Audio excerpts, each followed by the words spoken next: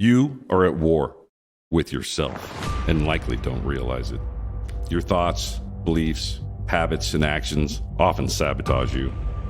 Are they helping you overcome adversity or setting you up for failure? To win this battle, you must connect with your inner warrior.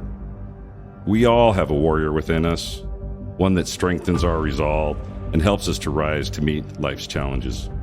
If you're just surviving rather than thriving, then it's time to embrace the warrior archetype, live the warrior ethos, and ascend.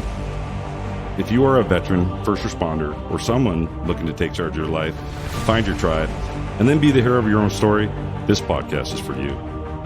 Join Mike Kinney and Matt Hastings, two retired U.S. Army officers who served in U.S. Army Special Operations and Army Aviation units, as they share with you optimal performance practices they learned in their time with the Military and Warriors Ascent, a 501c3 nonprofit that helps veterans and warriors with PTS.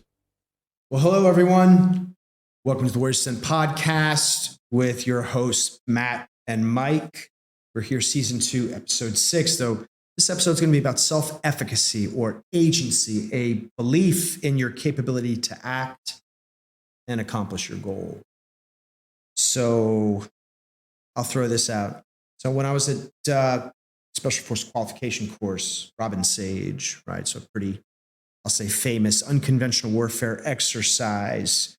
Some of the things that we did while training our Special Forces skill sets beyond, some of the commando stuff. A lot of people don't realize it's really training foreign armies, whether that's a counterinsurgency role or an unconventional warfare role. That is, I'll say, our bread and butter, in addition to counterterrorism, direct action, special reconnaissance, and various other things. So one of those training missions, right, the Robin Sage exercise, was notionalizing us going into a foreign country, linking up with guerrilla forces, and then training them, kind of doing a training evolution, training management in denied territory, and then putting them through their paces and then employing them. So one of the concepts was that of like a test mission or a confidence target. You'd put them against something that was relatively easy to really do two things. One was to validate their capability, that they're actually able to do the things that you train them to do. But just as important was the psychological, this notion that you put them against a relatively easy and simple target to build their confidence and prove to themselves that, hey, we're a coherent fighting force. Yeah, we can do this. We can do this, and we can employ the tactics that the Americans, that the U.S. Army Special Forces came in and taught us. And then you would do subsequent missions, obviously, that were a little bit more sophisticated. But in essence, self-efficacy, really, which is, a belief in your ability, to be effective. So yeah, there's the actual effectiveness, no doubt. But even preceding that is your internal belief that, no, I can be effective. I can accomplish the goals that I set out for myself. And I'll say that's a very important, I'm not even going to say a therapeutic condition, but it's very important as an individual to be effective and to flourish. So tell me about some of that while you were flying. I'm sure, setting the stage, you're like, I don't know how I'm going to do all these maneuvers that these guys are doing. And then little by little, next thing you know, you're 5,000 hours later, you're an awesome aviator. Well, just like anything, the Army does things in little increments, and we break every single thing you do down into a task that has a condition and a standard, and exactly how you're supposed to do it. And we label them the basics or the 1000 series thing, so every Black Hawk aviator needs to be able to do these things. And then that's kind of like just being a helicopter pilot in that helicopter. And then you get the 2000 series, which is all the mission tasks. And that's like, okay, depending on what mission set your unit does, you may be a medical unit. So your 2000 series task would have almost everything to do with operating as an air ambulance, and understanding that whole system. Where do I take casualties that are all across the battlefield in the golden hour? And there's a whole thing to learn about that. Or you're an assault pilot, or you're a general support pilot, and you may just have really bad weather to fly through and getting generals and colonels where they need to go. And it seems boring, but man, sometimes they're going to these key leader engagements, So anyway, 2000 series tasks can be, wow, I got to sling load underneath me. I mean, it can be all kinds of different hard things, and you only get those as you need them and as you progress and get better at what you're doing, and you get trained by somebody who knows what they're doing and qualified, and then you have to be evaluated annually. Sometimes we even have a 3,000 series, which means, man, you guys are so special, or you have special equipment on your aircraft. Like, we'll get to in theater, and there was a lot of that new special equipment coming super fast, and fielded really quick without a lot of training from industry, I will say, strapping it on our helicopters and trying to solve new problems that came up.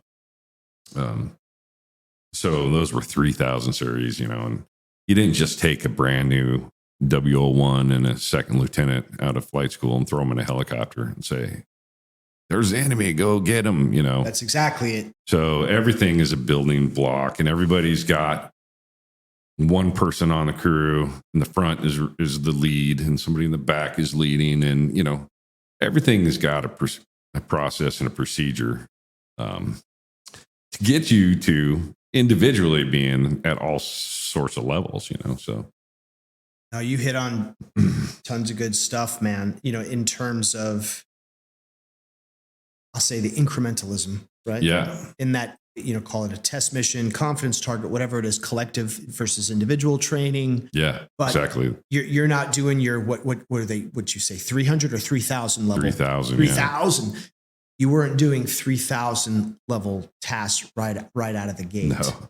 Right. So in terms of, I'd hazard a guess in terms of self-efficacy, your notion that you could do that up front. Just like you said, about the training to do first. Yeah, you get in there, and just like you said, everything's overwhelming, but you eat that elephant one bite at a time, just like anything else. So in terms of self-efficacy, and I'll set the stage a little bit in terms of, clinically, what does that mean? So in psychology, self-efficacy is an individual's belief in their capacity to act in the ways necessary to reach specific goals, right? So the concept was originally proposed by the psychologist Albert Bandura. Self-efficacy affects every area of human endeavor, right?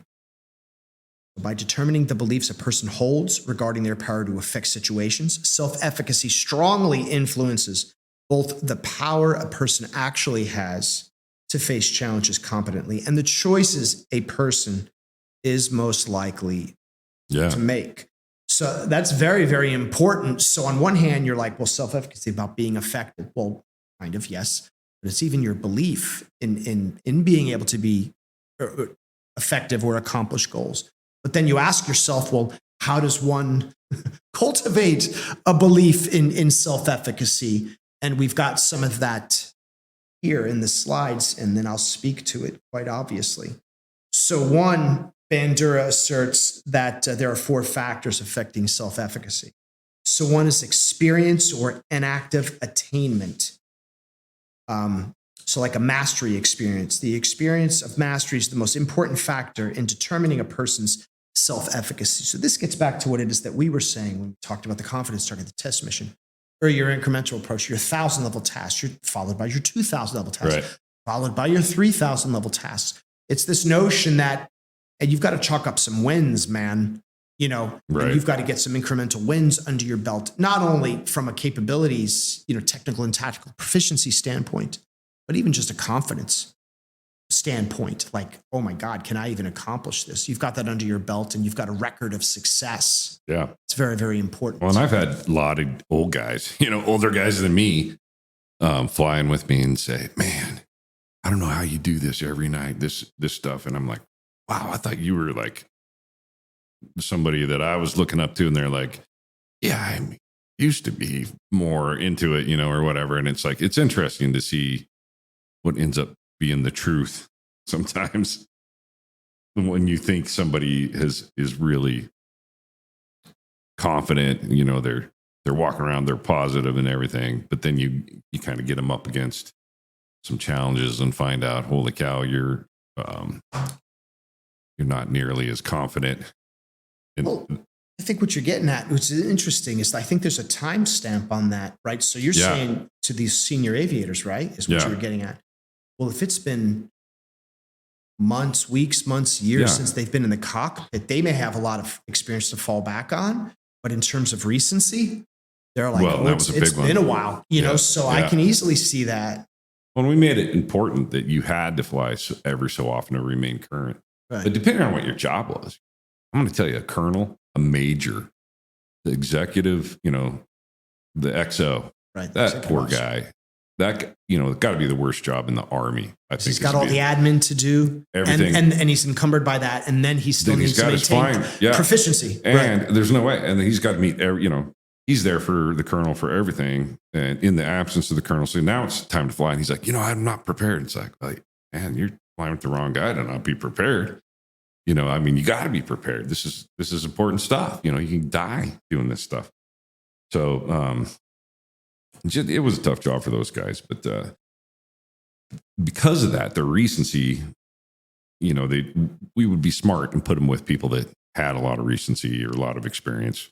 And the good ones would say to you, you know, hey, I got to be honest with you, give me 25 minutes to catch up with you, you know, or I just got to get my legs back on underneath me and do a couple landings, a couple of things, and don't be throwing me under a night vision goggle dust landing, you know, under confined space, you know, right away. Well, see, that speaks to exactly what Bandura was saying, right? So he says success raises self-efficacy while failure lowers it. Yes. So if you're setting those guys up for failure, not only, you know, are you inviting an incident, but, you know, you're reinforcing that they're not ready and their confidence lowers. And then he goes on to say, or actually it's psychologist Erik Erikson, you know, when we talk about everybody gets a trophy and everyone's made to feel good, and it's all about self-esteem, and esteem's important. Don't get me wrong, you know, and making people feel valued and a part of the team. That's definitely important, no doubt. So I'm not minimizing that, but he says children cannot be fooled by empty praise and condescending encouragement. They may have to accept artificial bolstering of their self-esteem in lieu of something better, but what I call their accruing ego identity gains real strength only from wholehearted and consistent recognition of real accomplishment. That is achievement that has meaning in their culture. Right. So it's like being put through the ringer, you know, albeit incrementally and when you're ready, but not false and hollow praise. And you're so awesome, you know, and thinking that if you give people an artificial ego boost, that their self-efficacy is going to raise. That's not the case at all. And then this, I think, tangentially speaks to, you know, the comfort crisis, which is when people are seeking comfort at all costs and not putting themselves into those growth opportunities. What they're doing is, in essence, lowering their self-efficacy because they're not proving to themselves that they can do hard things, which is self-defeating.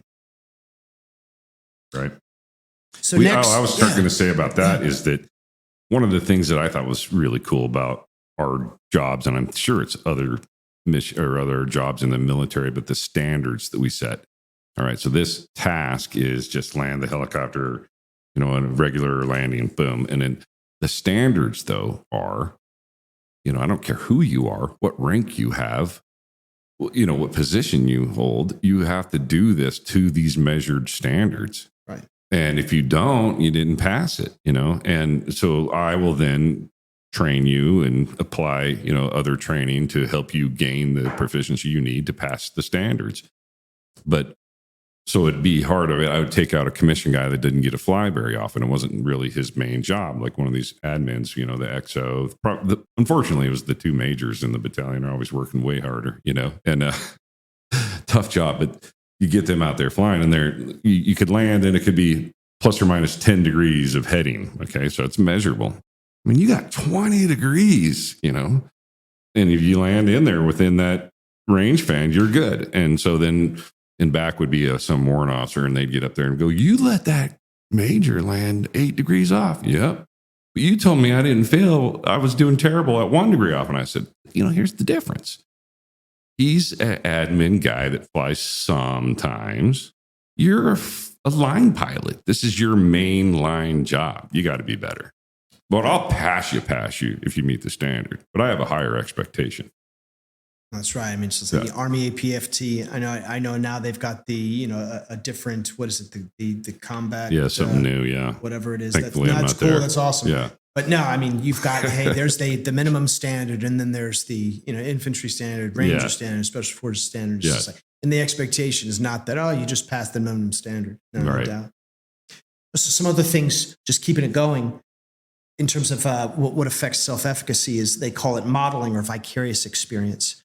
So bringing it back to your examples, I am sure, I would hazard a guess, actually, that when you went through your training, or you were training somebody, you showed somebody that this is how you do this. Mm-hmm. Exactly. So, they could see what right looks like, and they see you. Obviously, you had lots of experience at the time, as did your instructors. But you're like, all right, hey, this is another dude, kind of like me, more experience, obviously. But if he can do it, I can do it. Yep. So that's another powerful aspect of self-efficacy, is seeing people much like yourself able to accomplish a certain goal and reinforcing this notion that, hey, this is a guy or a gal just like me. And if they can do it, I can do it. And we have a program that, like you said, incrementally takes them, and we pick individuals who train with kind of that, I'm not going to say cheerleading mentality, but a team building, self-efficacy building. We try really hard not to tear someone down. I mean, there's a difference between letting them know that they didn't meet the standard, right? And the implications of not meeting that standard, right, and being a complete jerk about it or something like that. Sure. And a little stress is necessary sometimes to feign a little stress by being a little rough sometimes, but it's all about just seeing how somebody handles things. Right. No, so you that was a good segue into social persuasion, mm-hmm. right? Generally manifests as a direct encouragement or discouragement from another person.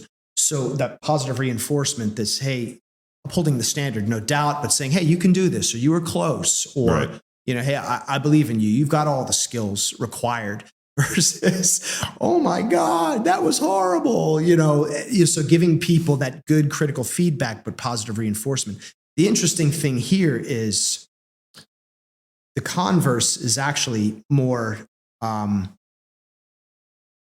say, influential. In other words, discouragement has more of an effect, an adverse effect at that, really obviously, than encouragement. So if you're getting nothing but you're an idiot, you're never going to be a great idiot, you failed, epic fail, then, their self-efficacy is going to lower, because not only are they not succeeding, right, but now, they're being lambasted, and not getting any level of, I'll say, positive social persuasion. So the aspect.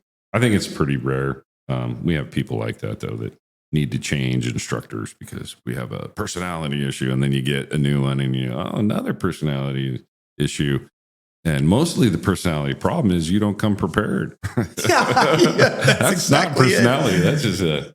That's just dedication. A lack of preparedness. Yeah. Exactly. And then lastly, in terms of psychological factors. So, physiological. Physiological factors. So stressful situations, whatever it might be. But bottom line is, if somebody's in the cockpit and they're stressed, they're not feeling well, maybe they don't like the instructor pilot, they don't get along, all of that, in addition to the aforementioned, facets. Now this person feels that sense of dread, that, queasiness in the stomach, that this isn't going to go well, and it just becomes self-perpetuating. I've got a note to myself, be careful of emotional reasoning, like, oh, I don't feel good, therefore I'm not good, or I'm not capable because I'm nervous. And if I'm nervous, that means that I'm just not good or I'm not prepared. That certainly isn't the case. You're always going to feel the jitters. Yeah, the jitters. But, for sometimes people take that as, okay, I'm not prepared, because if I were, I'd be more confident. So those are some of the things to think about. That's kind of how it felt, the more prepared. I talked about the cold prickly and the warm fuzzy before. That's right. Before a mission, and just going, I just don't feel it for some reason. Yeah. But the difference is you took the requisite measures then to mitigate that. You're like, hey, I'm feeling the cold pricklies. So rather than, what did we miss? Perseverating and, my God. You're like, what did we miss? Yeah. Okay, now we've got to plan more, or we have to take remedial measures or whatever, that sixth sense. Yeah, That's a just good something. thing. Yeah. And, I don't know. This whole, it's very interesting to see people get in a distressful situation and just freeze. Right. That's kind of, it's not, I'm going to say it's not common, but I've seen enough times to realize that, wow, not everybody is designed to handle these kind of stressful events.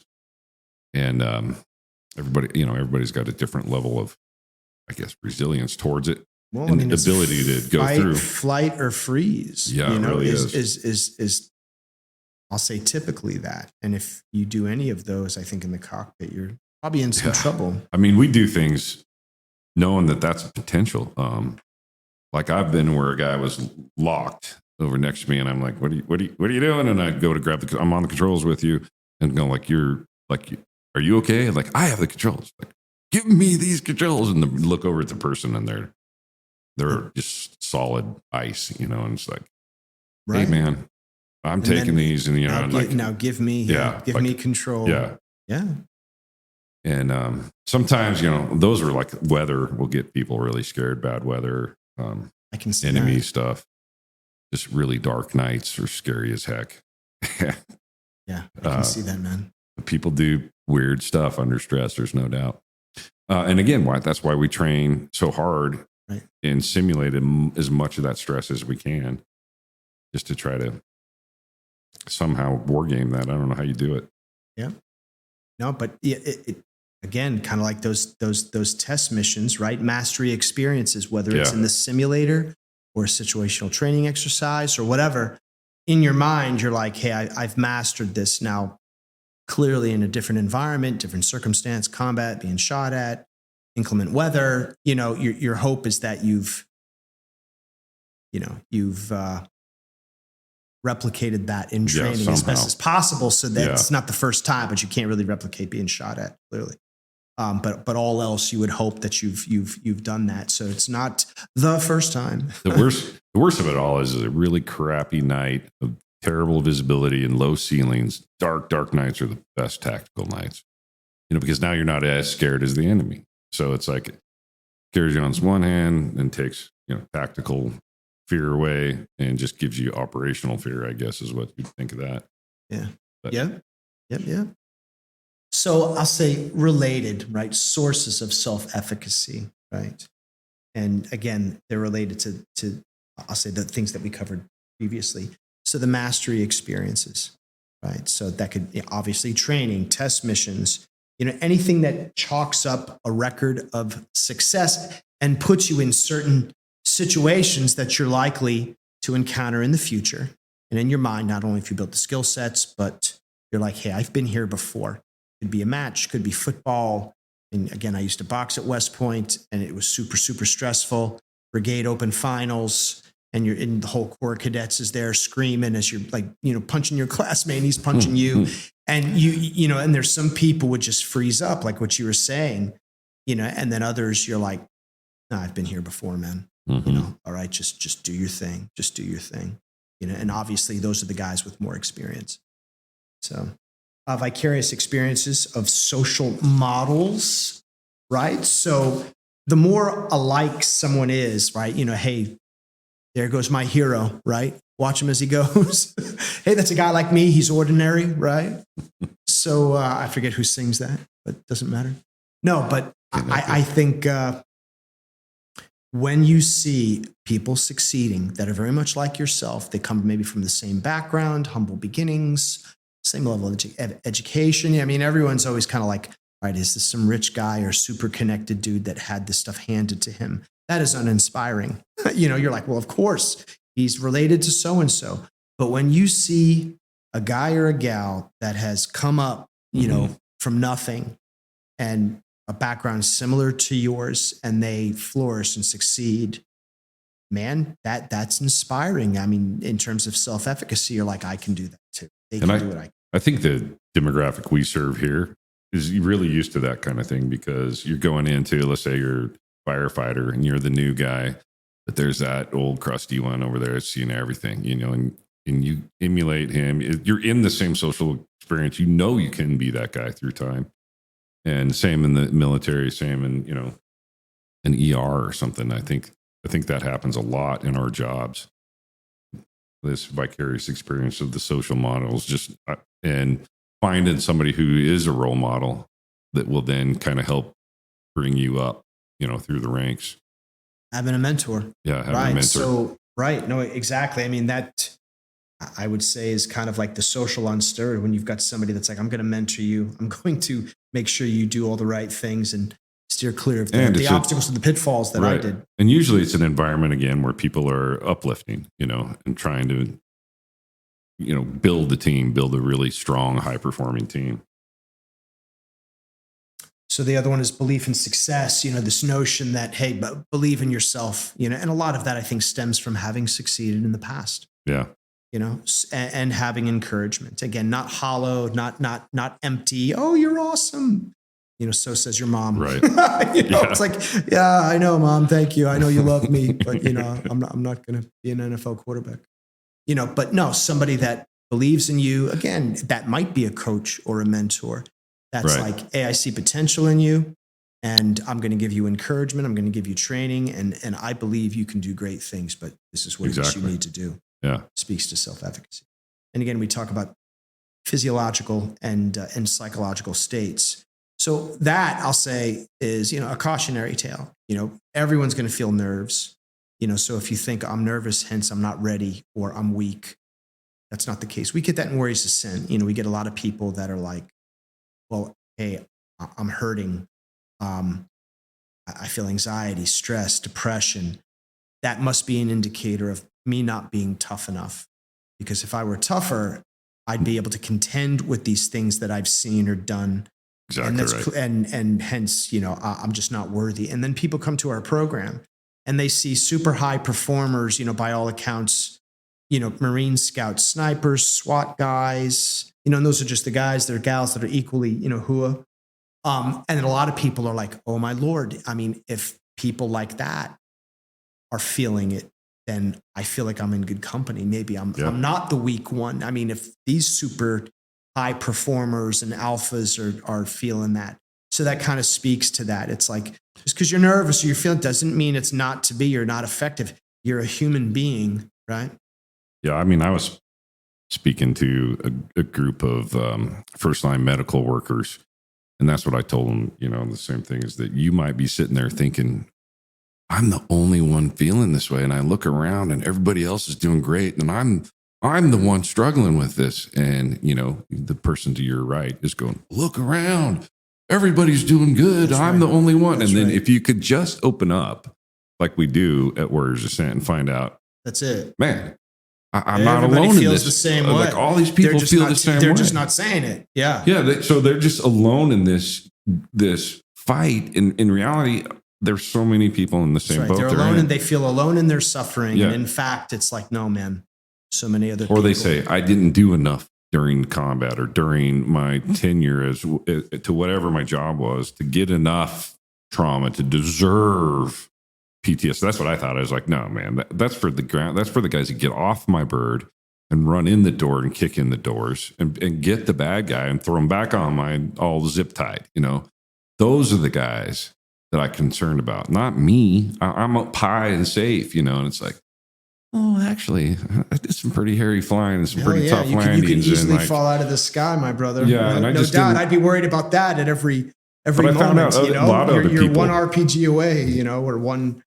Which, I mean, one time catastrophic failure. I saw RPGs that were like, Black Hawk Down was just the 30-year anniversary the other day, and RPGs are bad for those.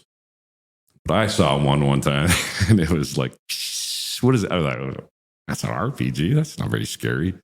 Like 3 or 4 RPGs getting shot at me while I was loitering in this spot. And I'm like, man, I would have thought being shot at RPGs is a lot scarier. A couple of years later, having a little dream about it, I'm like, oh, yeah, I guess my relativity was a little off at the time. Right. Now you're like, I would rather not get shot at by another RPG ever again. But even if it did look just like a pretty little firework. So, hey, in closing, I'll just say, some techniques, right, in terms of the physiological and psychological. So when you feel those nerves, in some instances, that's natural. So one of the techniques is, I'm excited versus I'm nervous. Really for sporting events or any high stakes event, to say, oh, don't be nervous, that runs counter to your physiology. Say, hey, I'm excited. I'm ready to do this thing, because that's your body's way of rallying its resources to get you going. That's one concept of the power of incremental wins, right? So that's why it's so important to chalk up those, albeit small, victories, because you're reinforcing that notion of success. I love that one. Right? When you do well, right, it's like, hey, that's like me. That's from Lanny Basham's With Winning in Mind.